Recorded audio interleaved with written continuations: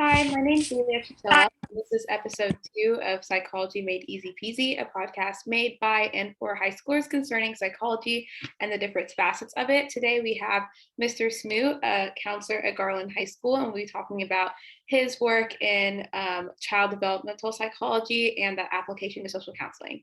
Do you have anything else you want to say to introduce yourself? No, that sounds great. I'm glad you're having me. All right, let's hop right into it. I understand that you majored in psychology in college, and your concentration was child development, if I remember correctly. How has that aided you in your work as a school counselor? Um, so yeah, I have my bachelor's was in psychology, and my first master's was in psychology, concentrating on child development. The second was in counseling. When it comes to psychology in school, like that is where I wish there were more psychology classes offered during education because for me, both in the classroom and as a counselor, it kind of opens up a different world to where you understand that a student's not a discipline issue. Oftentimes, it's more of a cry for help. And once you understand the psychology of where they come from and you get to talk to them a little bit and understand their background, that's where you really get to reach in and help students or I mean, or people in general. But I think as far as my career as a school counselor and as a teacher, psychology's been invaluable. Yeah, that makes a lot of sense. I think a lot of understanding how high schools operate, since they're not always very forthcoming about how they feel internally, is based on their environment and how they kind of were raised, whether that be their home environment, their school environment, or just environments they're typically finding themselves in. So, how does someone's environment, specifically in reference to like teenagers, how does that influence maybe their social interactions, their productivity, their mental health? If you want to elaborate on that for a second. Um, I think, and everyone has a different school of psychological background, but I think the large consensus is that a person's environment plays the largest role. They are outside of the home and where they end up. All of the behaviors that human beings exhibit are either mirrored from someone else or learned by observation or in reaction to. You know what I mean? Like, Right. uh, I'll call a student Johnny. So, Johnny comes in and he's disruptive. He's in a bad mood. He's, you know, agitated, ready to argue with the teacher and argue with his peers and all that kind of stuff. How do we know that Johnny's dad wasn't arrested last week? Or how do we know that, um, Johnny did something wrong and his parents' philosophy of discipline is beating or, you know, degrading language or something like that. So then they come to school with all this baggage and they unload it because now they're allowed to. They don't have their parents there to correct them, and they don't have that watchful eye of a parent. So they'll come into a situation like ready to throw down with the teacher, ready to throw down with other kids. And that's where, if you have a good strong psychology background, you can understand where the student's coming from and not discipline them from a school punitive standpoint, but maybe learn to separate them and calm them, um, find them some avenues that are healthy, and get them pointed in the right direction that way, rather than just like, you're written up and sent to the office and all that good stuff. Right. So it seems like your experience with child development and its emphasis on psychology kind of help you understand where the student is coming from. And that also kind of Absolutely. leads me to my next question, because it seems like someone's environment being unstable or, abusive, whatever it may be, is kind of out of your control as a counselor, since you can't necessarily change that environment. So is like the best way of dealing with those issues helping the student find another avenue of releasing those emotions? Or how do you approach a situation where you can't necessarily change the situation, but you have to still help them get through it? Well, you brought up changing the situation, and I think for me as a counselor and when I was in the classroom, that's the biggest frustration that I experience is that I know a student has a lot of potential or um, a lot of, we'll just go with potential, but their home life limits them in that they are not providing adequate tools to, come to school and be successful. Instead, they're coming to school and worrying about what's going on. The home life, and the key word you put in your question is stability, and which is a lot of the crisis situations that I have seen this year and part of last year, all of which stem from instability at home. And that puts so much pressure on not just a teenager or an adolescent or a child, but on any human being. There's no way you can go from a turbulent home environment and then be successful in a work environment, because you're going from stress to stress and there's no in between. Right. So the home environment is 100% the baseline for how someone is going to perform in an academic or just a job situation or even some social situations. Right. So like what kind of character traits do you typically see whenever students are experiencing unstable home environments? Like what common characteristics have you been either trained to spot or that you just experienced in your time being a school counselor? The two biggest ones are suicidal ideation and just anger, pugnacious, pugilistic, confrontational, um, and mainly because anger for that student and for many students, anger is the easiest of all the emotions. It's the easiest to express. It's the one emotion in our culture that is, when someone's angry, we don't fault them for it. You know what I mean? If they're sad, something's wrong. If they're angry, it's just a bad day. But it doesn't look past like, why are you angry? And why are you angry every day? Um,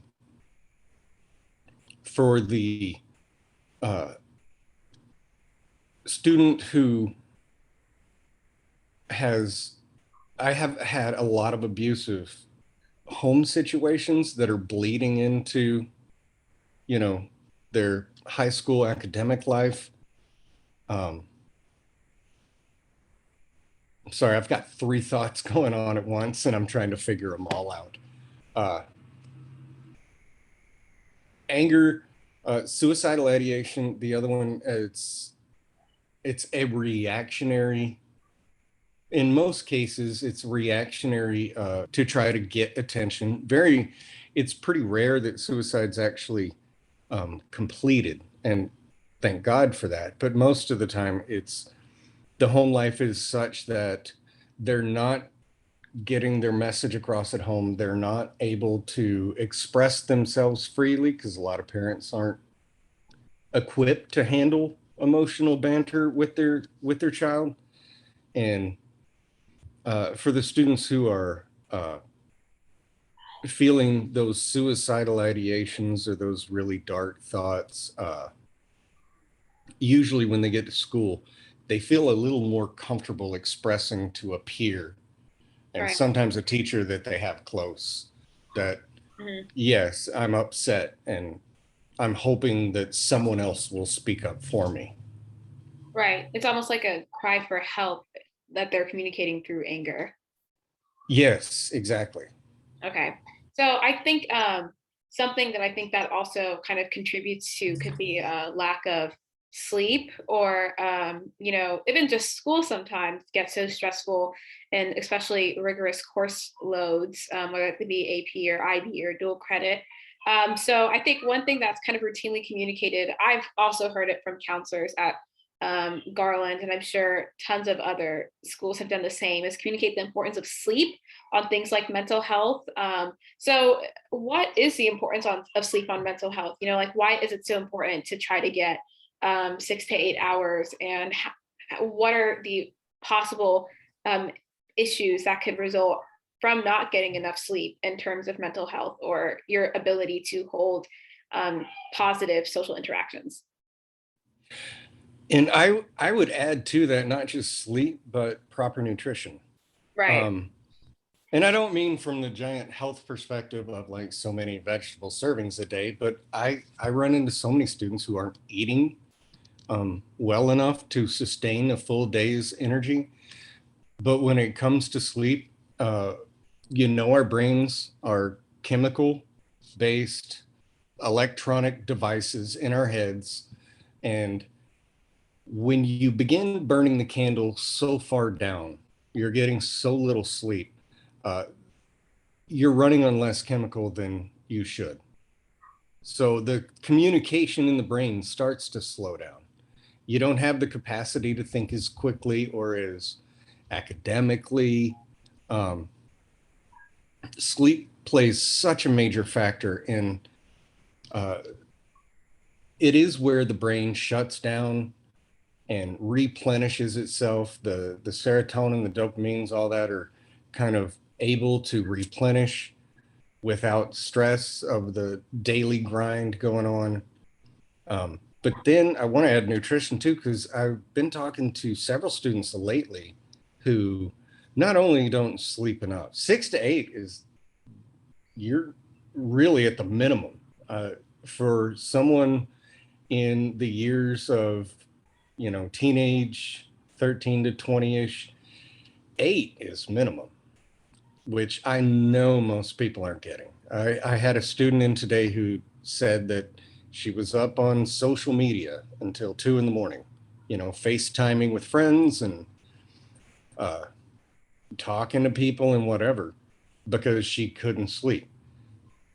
Well, part of it is you're on the phone, you're robbing yourself of sleep. The lights and everything stimulate the brain and make the brain less sleepy.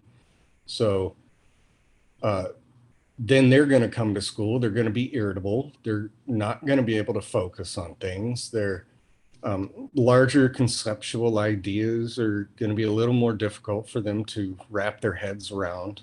And yeah, sleep's a huge thing. Right. I mean, I think I can speak for a lot of APR IB kids where sometimes it feels nearly impossible to get the sleep that's recommended for age, if I remember correctly, was 10 to 12 hours. Um, so it's Yeah, yeah, that's right. I mean, I don't think I've ever got 10 hours in my high school career, like ever, in one night's sleep. I feel like Yeah, no. I'm sleeping at midnight or later. I'm actually not even one to really stay up that late, like on the phone. It really is just like work and the enormous amount of it. So I'm wondering, like, where does the accountability lie? If obviously, if you're up on your phone, just talking to people, that is personal. But is there something that maybe counselors can do to communicate to even teachers or programs that, like, the amount of work that you may have translates to these students getting less sleep, and whether there's something that teachers or counselors can do to support students, or at least let students know that there might be ways to manage that and make sleep and getting close to that much sleep possible.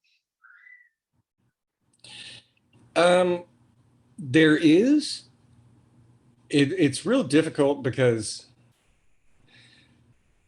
from a teaching standpoint, you have teachers who they all believe that their class is the most important one you're going to be in that day, and they pile as much work on as possible. Um, That's part of the game. You know, in college, it was the same bit. I had some professors who gave very little and some who felt like you should be spending your entire day thinking about my class. Uh, that we can't really control. Time management is a huge thing and is regardless of your status, IB, AP, dual credit, uh, regular education, um, I wouldn't have a job.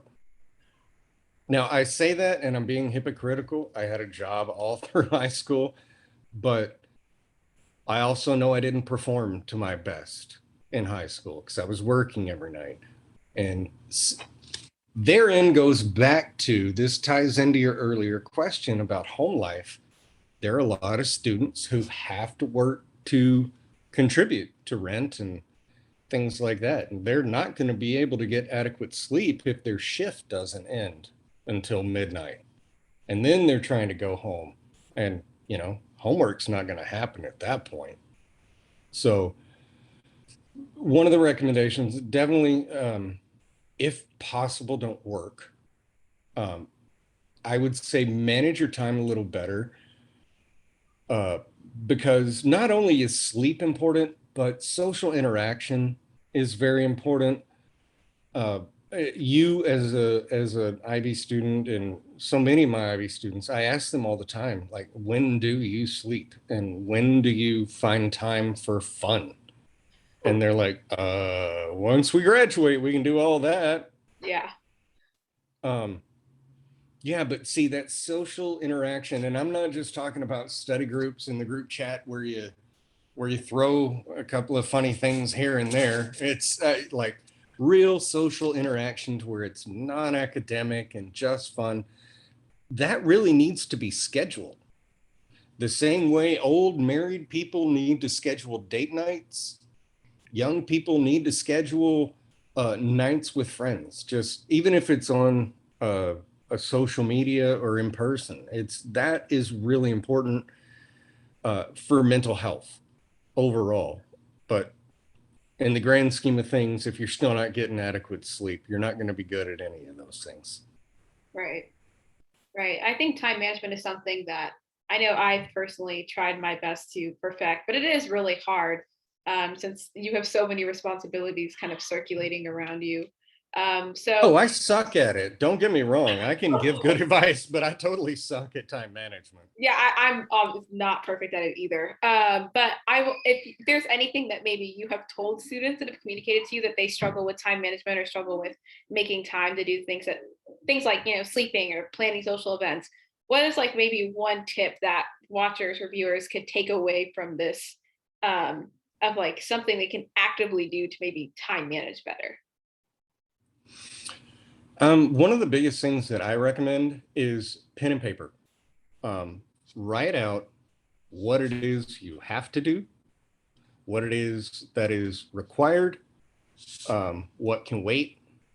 Like write out your day so that you can see it on paper and you can then almost like puzzle pieces be able to move it around to be like, okay, uh, I'm already ahead on this project, so I'm going to cut out a little bit of time for me, and I'm gonna save that hour, and I'm going to contact some of my friends to see like, hey, do you have this hour free, or could we plan an hour together, and literally plan dates to where it's, I mean, even something as simple as going to get a coffee or, you know, going to Denny's for a bad meal or whatever it is.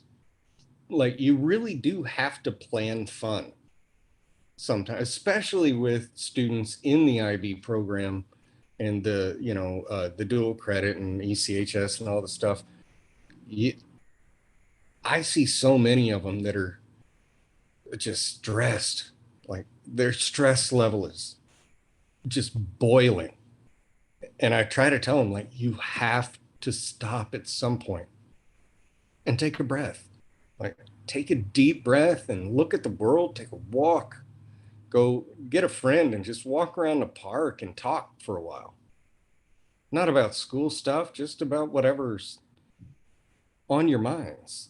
Like that, plays a huge role in it turns off that one part of the brain that's constantly running about gotta make sure I get this turned in and that I gotta read this. You gotta turn that off sometimes and give that part of your brain a break. Your brain is like any other muscle. If you were, picking up weights and you were just doing this all day and you're curling weights, um, and the other hand, you're trying to write an essay, you know what I mean? At some point, arms are going to get tired. You got to give one of them a break just to shake it out, let the blood flow through, let things kind of replenish themselves. Um, and again, back to eating better, like let your muscles and your brain and your whole body get back what it needs a little bit. And humans are social creatures by nature. And for us not to have that time and that interaction together really puts a deficit on the mind. Right. And I think, the fact that humans are so social, and I think, unfortunately, COVID and this past year of school being online has been very detrimental to teenagers and their mental health, especially dealing with, a course load that was just as rigorous, last year as it was any other year, but now minus all the school activities and actually seeing and interacting with people every day. I know I definitely struggled pretty heavily throughout that time, just because it was such an extreme shift and I'm like overnight almost. So I'm wondering, Yeah, no kidding. yeah, and yeah. So I'm wondering what maybe you have noticed has happened as a result of us having a year in quarantine. Personally, I've noticed, I feel like I've increased my social anxiety. I feel like just interacting in big groups has become harder for me, just because I went so Hmm. long without talking to anyone face to face within my family. But like, what are some things you have noticed, and what tips you have, if any, on how to improve that, or maybe get a bit of your old self back? That is a really good question. And the social anxiety side that you just talked about is massive. I think a lot of people, I mean, unfortunately, with all the news that's constantly in your face, uh, it made it seem like going outside of your house is a death sentence for so many people. So that created a lot of anxiety, and who had natural social anxiety on top of the COVID thing, because then they're extra hosed. What really struck me this year, I pulled a couple of my sophomores in and I was speaking to them, about how things are going in classes and whatnot.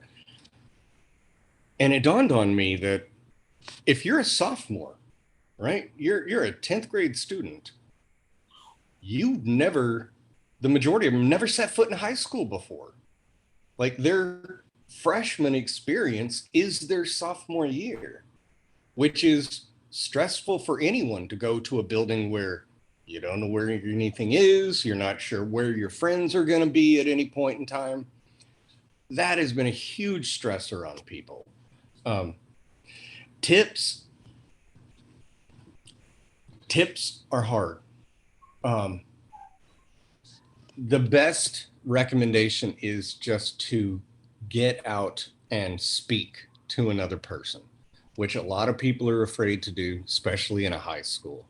But you speak to someone and they speak back to you, there's an instant connection, and now you have someone you can talk to. Most people are just going to sit and, eat their lunch behind the plexiglass and under a mask and whatever.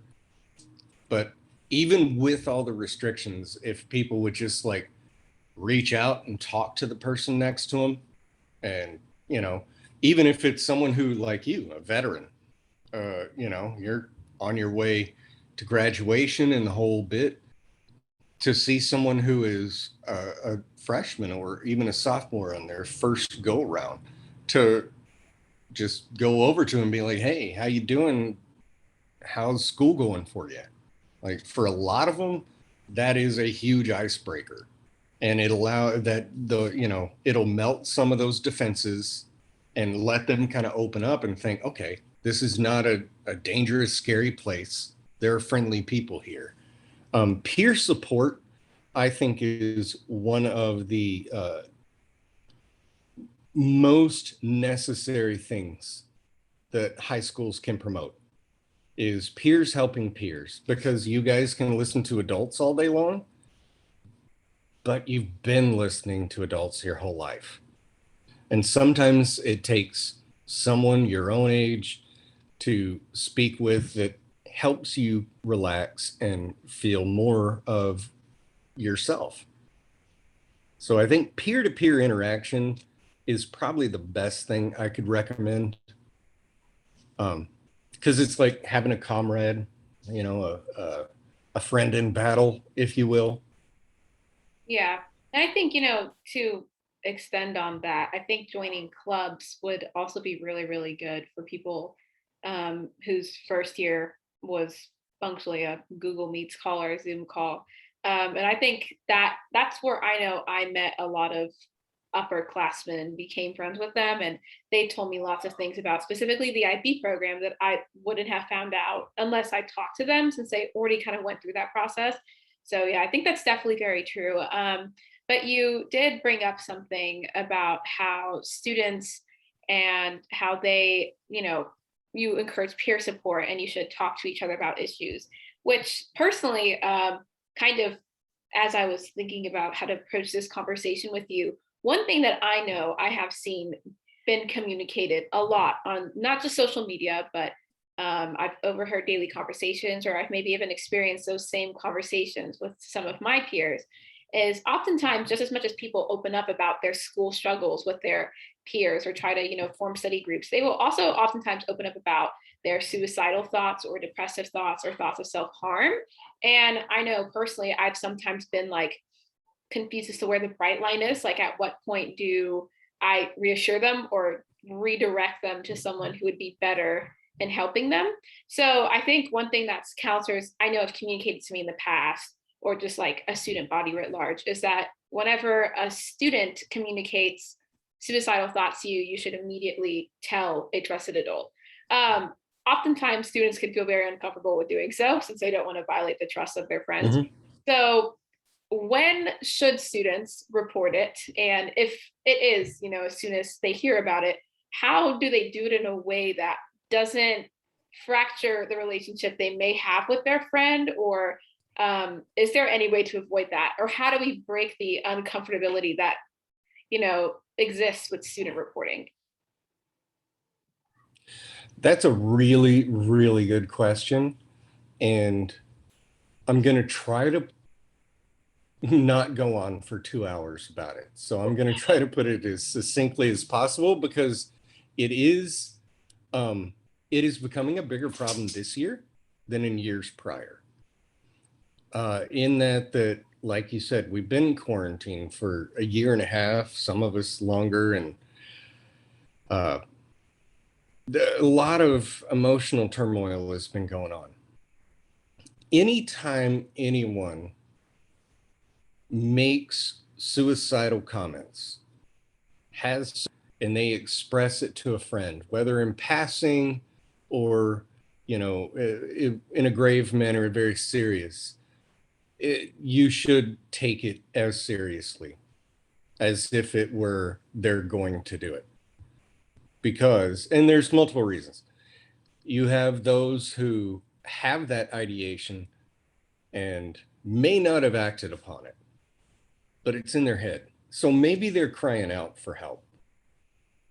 And their first cry might just be some comments to a friend. Their second outcry could be cutting themselves, or, making a lot of cryptic messages and things like that. But eventually, the next cry out could be the cry out that, like, if you're a cutter, eventually you're going to cut too deep, whether intentionally or accidentally.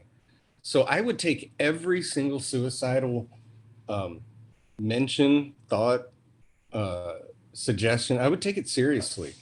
So when it comes to friends, and that's a real tricky situation. And I have had two different experiences with that type of ideation. One of them is the friend literally walks them in, or the friend is the one that contacts us and says, hey, I'm worried. So and so has said this. And then we can bring them in and do more of an evaluation with that. And then there's the ones that contact us directly. Like they feel like they're at the end of the rope and they know that, like, if I don't talk to someone, I'm actually going to do it. Turning someone in as a friend, you can do it two ways. You can do it anonymously, especially if it's through a group chat kind of thing. You can do a see my counselor, scan the code and ask to meet with us. And you can say, uh, I'm worried about my friend so and so. They've expressed this and that. And for us as counselors, we'll skip over every other request to see us, and that takes priority. And that would be our focus for the rest of the day to make sure that student's okay. Um, Always speak up immediately. Don't let it sit, because you don't want to ever be the last person they spoke to. You know what I mean? Like, Yeah. your friendship could go away. They could hate you, whatever. But if it meant saving their lives, eventually they're going to come around and say, you know what? I'm so glad that person was in my life at that point. Even if it jacked up their whole high school relationship, you got to at some point look longer than your senior year. You got to look a few years down the road, which unfortunately, if you have suicidal thoughts, you don't look that far down the road. Otherwise, you wouldn't be having suicidal thoughts. And it takes someone to think like, okay, I'm willing to jeopardize my friendship and I love you enough that I'm going to speak out for you because I don't think you're strong enough to do it right now on your own. And if you tell them that and they freak out, then they freak out.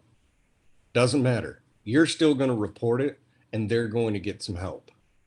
And they will eventually appreciate it later. Everything is always huge in the beginning. But once water has a chance to flow under that bridge, they will come back once they're healthy and once they're in a better headspace to realize who their friends really were. So, my advice to high school students is speak out immediately. Don't wait. Don't think you're going to fix it or convince it. I mean, please try to convince them otherwise, but don't think you're going to have to do it alone. Really get some of us who are, have a background in this stuff to go in and pull the student one on one and help them. And the one thing I do want to convey, if there are other students that do listen to this, that when you come into a counselor's office, if you were to walk into my office, everything you say is confidential. It's part of the ethics clause we go by. Everything you say is completely confidential. If you want to go in there and throw F-bombs and whatever, go for it. Knock yourself out. The only time we will ever break that confidentiality is if that in our professional opinion, we think you're going to hurt someone else or you're going to hurt yourself.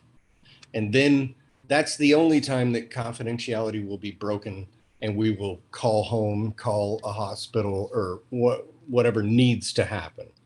But students, I hope that they understand that they should feel comfortable coming into our offices and speaking freely and speak like a teenager.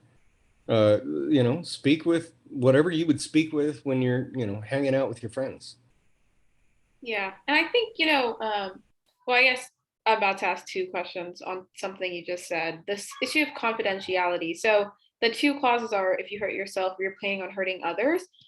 What if I think we brought up Mm-hmm. this unstable or abusive home life? If a student were to come to you and communicate they were in an unstable or abusive home, um, and I know that there might be fear that maybe whoever may be abusing them in that home would be, you know, arrested or possibly charged, is it your responsibility as a counselor to also contact the police or authority figures in that situation? Like, how does that apply to unstable environments rather than just like suicidal thoughts? That's a really good question. And it's not just the counselor's end of it, it's any professional working in education. We're trained on recognizing and reporting. It's a required training that every professional has to go through every year. Um, if there is even a suspicion that a child is being abused, sexually, physically, emotionally, whatever the case is, we call CPS. I mean, that is a legal requirement. We do not try to fix it ourselves. If Johnny, after I calmed him down the other day, he comes back in and he has marks or a black eye, or I suspect for some reason that he has been abused from some either physical observation or something he spoke about, I'm going to call CPS because I want the home investigated. And if I didn't, then I'm also not doing my due diligence as an educator to make sure that child's protected.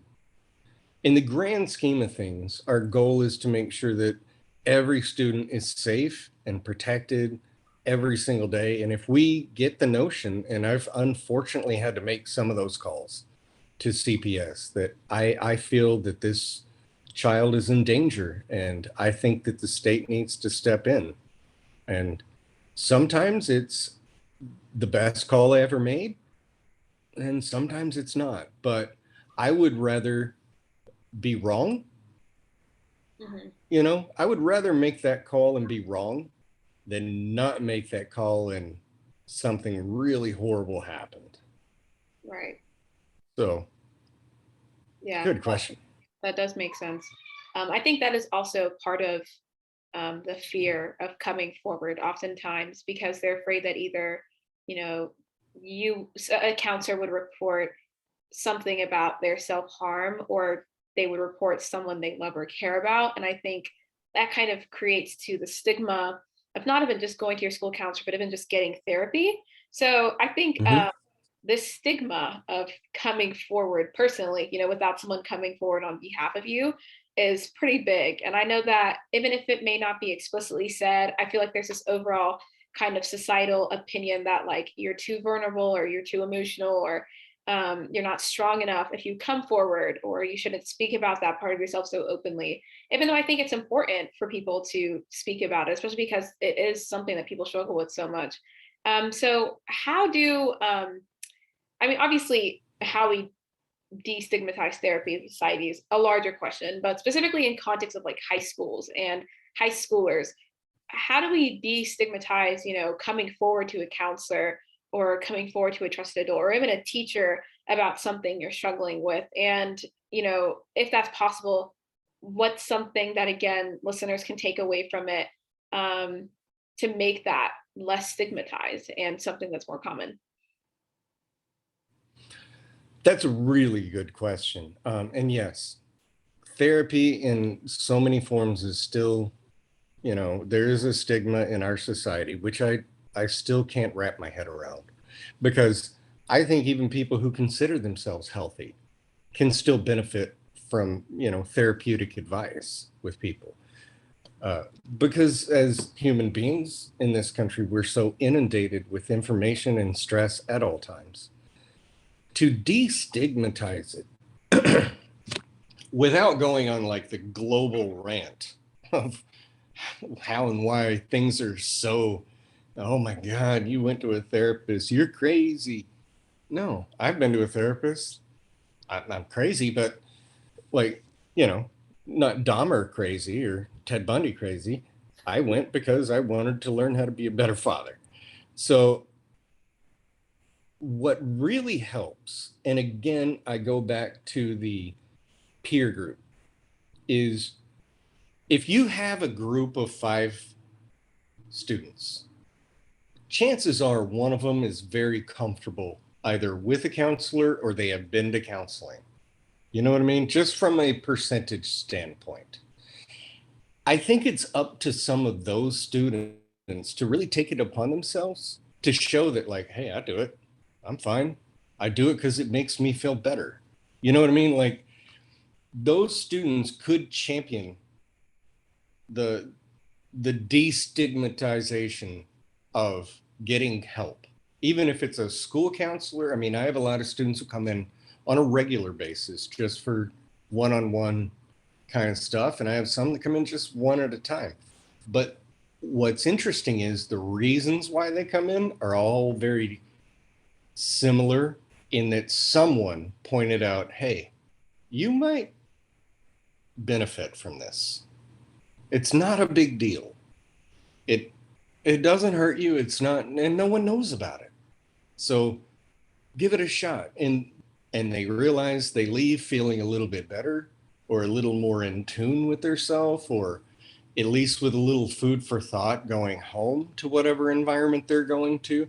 So I think that the friend groups that happen, if they're probably the best advocates for reaching out beyond Mhm. just the friend group to someone who could help them professionally.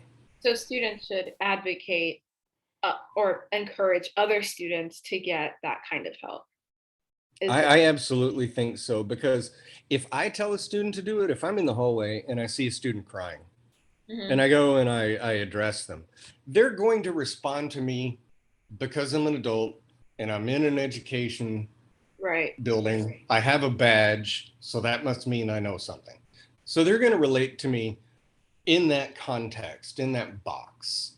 right, Um, that doesn't mean they're going to open up fully.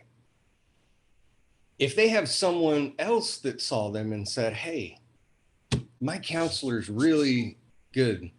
You need to go talk to her. I've talked to her. Or Smoot's really great about this stuff. I've talked to him. You should go talk to him. Or any of our counselors. Um, that will actually allow them to come into the door with less of a guard up, so that they know that it's not a threatening, scary thing. I'm not going to pick your brain apart and fill it with any weirdness. More often than not, I'm going to let you just speak and be yourself, and I'm going to let you get those emotions out. And then once they're out on the table, we're going to play with them like a puzzle until we put you back together again the right way, the way you want it. right. Yeah. And I think part of encouraging students to go and get counseling or therapy or help, I've seen personally an increase of that on social media. Like I've seen people posting and reposting on their stories that, like, especially for Mental Health and Suicide Awareness Month, especially during those times, they'll post like suicide hotlines or whatever it may be for people to get help. However, kind of the flip dark side of that is I've also noticed that social media has been a place where people will communicate their depressive or suicidal thoughts. I have personally seen posts like Mm. that plenty of times, especially on Instagram. And I also know that um, just in my conversations I've had with my friends, that they will attribute a decline in their mental health to social media. Like social media will be the problem why it happens. So I guess there's like a benefit where social media is a really great way to encourage people, but it's also kind of causing the issue. So It's a complete dichotomy. yeah. It's a total dichotomy. And I can tell you from a personal standpoint, I have this week, actually, I have stayed off Twitter. I had to.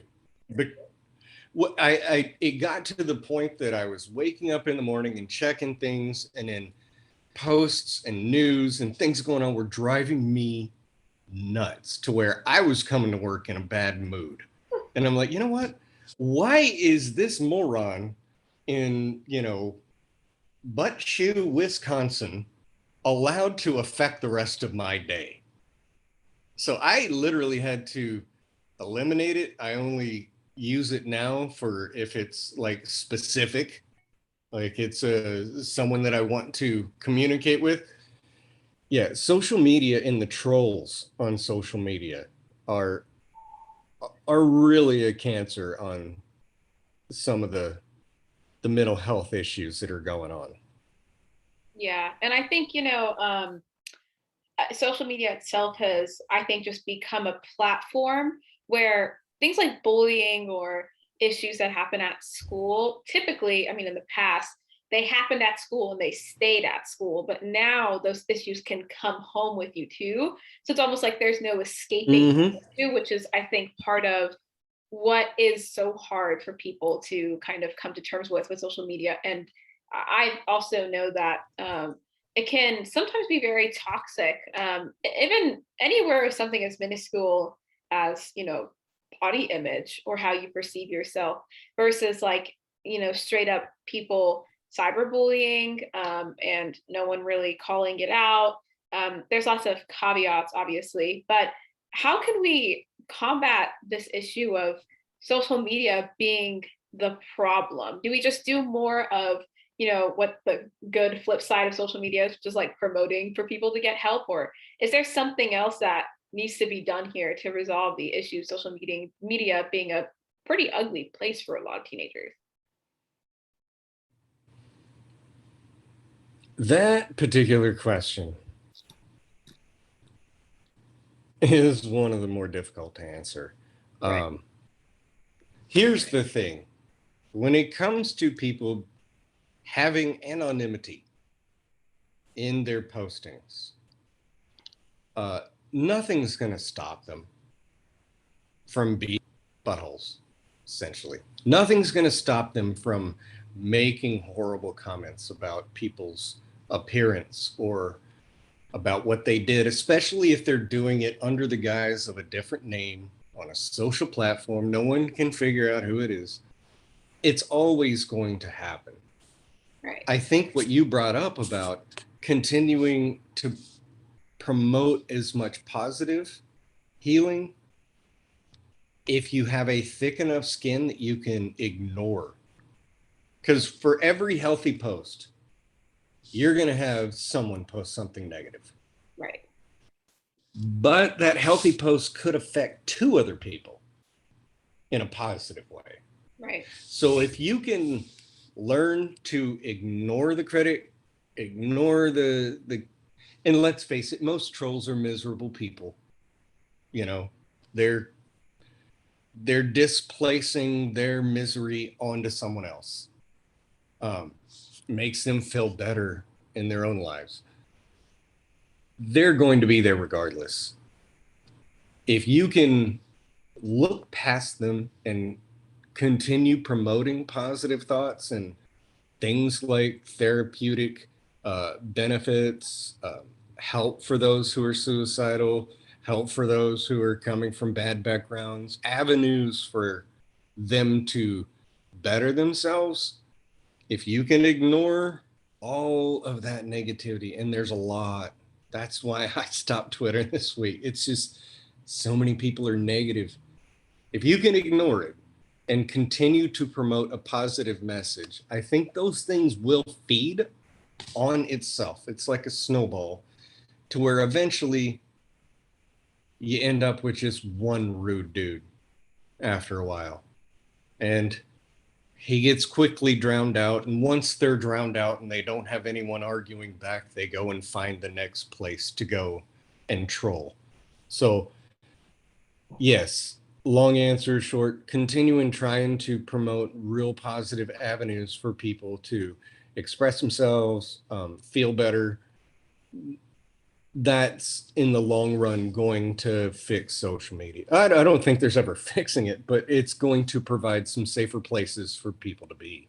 Right. And I think a lot of that also just has to do with like students holding other students accountable, because sometimes it's not even just random trolls. It's like literally students taking time out of their day to make someone else's life miserable. And it keeps happening because like no one's putting a stop to it, or like no one's calling it out when they see it.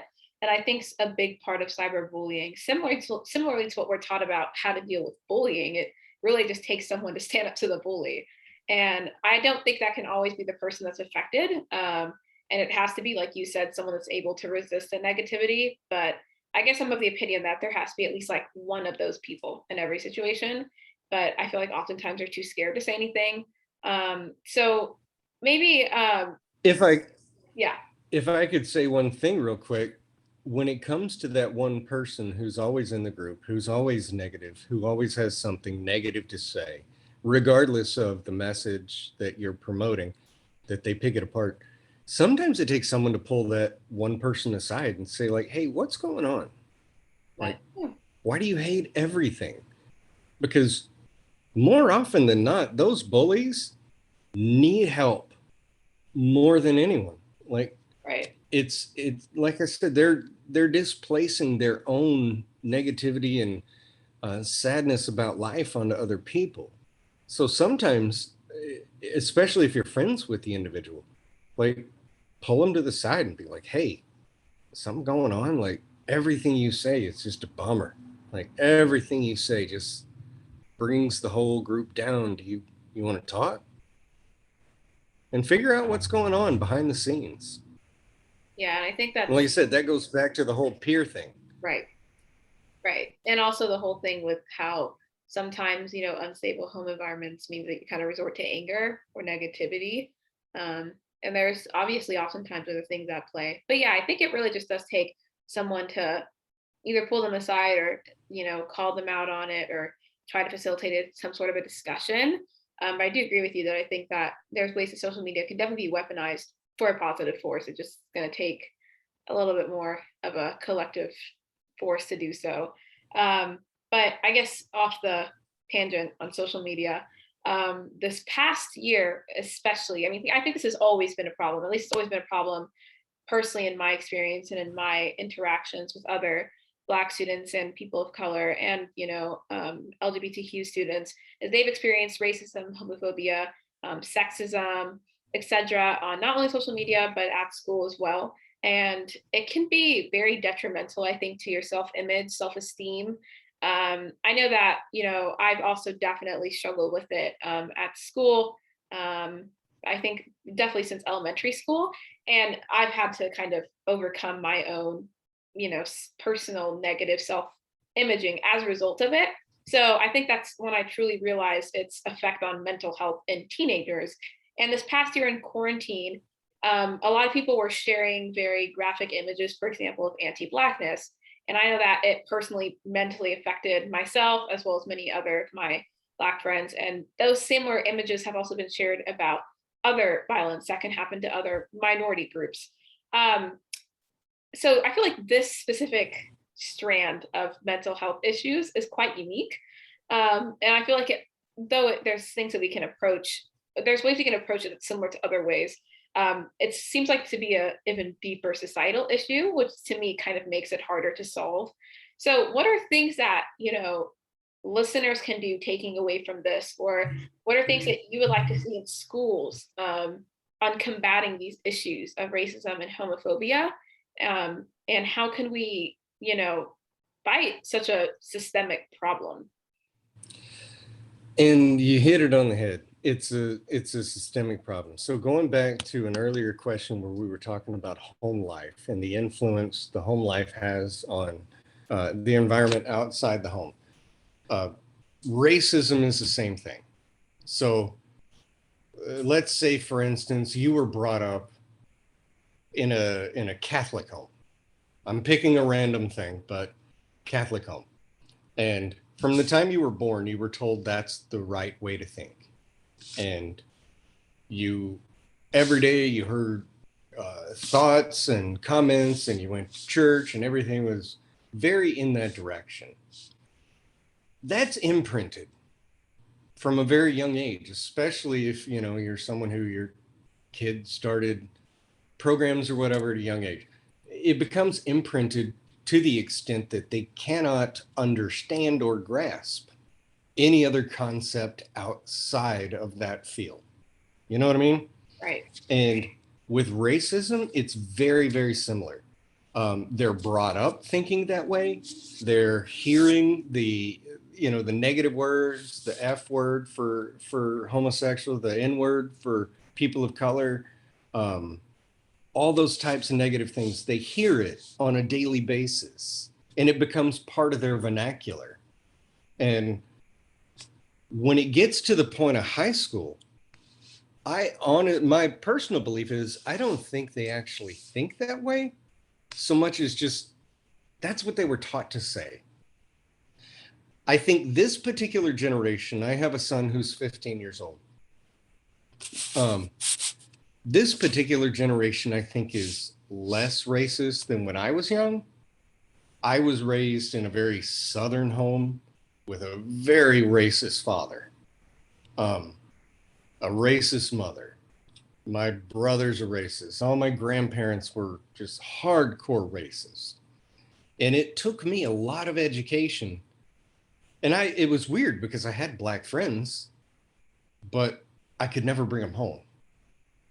And I used to wonder, like, why couldn't I bring them home? Because my dad would be rude. That's why I couldn't bring them home. So it took a lot of education for me to realize that there's nothing wrong with my friends.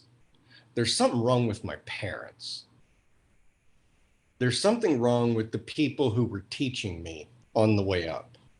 And that's when I realized that it is my upbringing that was causing all these negative thoughts towards other people. And I think systemically, until you break the chain of that, which is really hard to do, if it's a generational thing to where, granddad was a racist and dad's a racist, and so I'm now a racist. You have to break the chain at some point, and I think the best thing to do is to expose all students to all different things. And it makes me think of like some of the students in our school in particular who are in the LGBTQ arena, and they're very unashamed about it. And it's beautiful. And I'm starting to see where these people are getting accepted into small groups. And I think, again, that will grow and it's going to take time. The best thing we can do is expose all the people who have been taught their whole lives that it's one way and this is the way we think. The more you expose them outside of their home to where they don't have that judgmental ear or judgmental voice in their ear, rather, you're going to expand their thought threshold just like mine was. And eventually realize that all that does, all that racism is just negativity in the soul that brings you down. And you start to realize that, why did I think that way to begin with? Oh, yeah, because someone told me to. You start to begin to think on your own. So it takes exposure. It takes people being pulled out of their element a little bit. It takes something as simple as a pep rally to where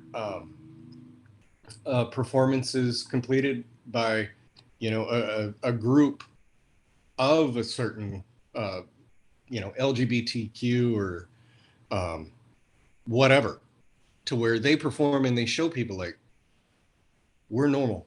We're normal. We're just as proud of this place as you are. We're part of you. We're part of this, society as a whole. And I think eventually people will start to come around and accept it. Racism will never end in a day. And it's horrible, but that's the sad truth. We have a bunch of old hillbillies in this country, and they're not going to let go of old hillbilly ideas. But through the generations, those hillbilly ideas become less and less and less to where they start to realize that, oh, a little bit of education, a little bit of thought, a little bit of exposure to people who are different than I am. Well, then maybe we're all alike more than I thought we were different. Yeah. And though I think, exposure is good, at the same time, I think something that's oftentimes left out of discussions about exposing people who may be homophobic or racist to people who are Black or people of color or people who are LGBTQ, is that the psyches of those who are, minorities are oftentimes kind of affected by the exposure. Or like, for example, as a result of being in IB, there aren't that many Black students in IB who are full IB students. So oftentimes in my classes, I'm like the only one or one of two or one of three Black students. And, racist comments are said, or, they might not happen in the classroom, but they're posted on social media and I know who they are. And as a result of exposure, I feel like sometimes that culture shock kind of results in backlash. And I think, the plus side, I guess, is that like someone is exposed to someone who isn't themselves or who isn't people they're usually surrounded with. But at the same time, then the psyches and mental health of the people who are, you know, being the thing they are being exposed to are affected in the process as well. And I think that's something that oftentimes is like not, I think, as heavily considered or advocated for as I think it should be, which is why I was wondering, what can schools do to protect the psyches of Black students, or protect the psyches of queer students, or protect the psyches of, women or minorities, people who are minoritized as a whole? Um, is counseling also the answer, or is there other things or other methods that you think would be good? I think I'm of the opinion that school organizations are very beneficial. Like multicultural club is like a really big one at our school, or Black student unions, step teams, the LGBTQ club at our school, things like that. I feel like are really great spaces for them to, relate to others about their experiences or feel accepted. But are there any other things that you think you would add to that, or things that you would like to maybe see more in schools? You're absolutely correct. I do think that the school groups are the best promotion. Individual counseling, I mean, it's kind of hard to do because then you got to pinpoint, hey, you're a racist or you're a homophobe, and bring Yeah. them in individually. Uh, it is exposure to things, but I was thinking about, you were talking about being a Black student in an IB program and that you're a minority in the program and how you've seen things that, and, read things that are untoward, and, unkind, that eventually, oh, so the backlash is always an initial reaction. Something happens, someone new comes in, there's going to be a reaction. And the reaction that most people have are the ones they're trained to have since they're kids. It's a regression, they regress right into it, and that's the backlash, because that makes sense and it puts it in a little box for my brain to understand. And then eventually that person is going to be like, oh, Leah, did you do that one thing for the extended essay? Could you help me with that? And then they have to sit and actually speak with you. Then all of a sudden it's like, wait, she's cool. And then, things progress positively from there. Those are small occurrences. I think exposing people to as many different aspects of what all these groups can offer, from the LGBTQ community, the multicultural. I mean, Garland, I said today I was having morning duty with Miss Adams, and I was just watching the students walk by. And I taught at Saxe for many years. I taught at Richland, and then here at Garland. And I was looking and I was just amazed. I was like, we have the most diverse student body out of any of the places I've ever been. Like, you have every walk of life there. And it's just whether or not those walks of life tend to cross paths. Because if they did, and they cross paths often enough, most people are going to err on the side of friendship than hatred, because it's harder to hate someone to their face. So I would say the more exposure you can give, the more they can see that, hey, just because this person's a little different, like in appearance or in the manner that in which they speak or anything like that, it doesn't make them really unhuman. So yes, to agree with you in a roundabout way, exposure to as many things as humanly possible and as many different groups, and showing how we're not dissimilar as people. If you break us down, and I don't care what color, race, religion, or orientation you choose, it doesn't matter. When you break people down to their basics, They still need food, shelter, water, and love. Everyone wants to be loved and to have someone else to connect with. And if you can expose people enough and get them to that point that they're like, okay, you love me. That that makes me feel good. You're a friend. I can trust you. And that's where the relationships build. And from one relationship, two might build. And from two, three might build. And it's all a societal, not to get into like the social psychology stuff, but it all takes time. It's all ripple effects across a society. Um, but it takes people like you and other people who stand up in the school and choose to be involved and choose to spread a message. Um, it may not be the like you're not going to see the whole school all of a sudden come in and support one particular group, but what you might see is two people who start to understand and start to think differently. And those two people, when they have kids, they're going to raise them to think a little differently. And that's where the ripple takes place. And that's where we're going to change as a country, hopefully. I do think that this generation, I know that my kid, um, he couldn't tell you the difference between a black or a white or a gay, queer, whatever moniker has to go on. He doesn't care. He doesn't notice. He doesn't come home. When he comes home and we talk about his day, he doesn't say this kid who's LGBTQ or this kid who's Hispanic or this kid who's Asian or black. He just says Bryce or Johnny, So it is slowly growing and it's going to be a long journey. But it will happen eventually. It just takes enough people promoting the kind of positivity that you're trying to do um, to get infectious and for other people to follow suit. Yeah.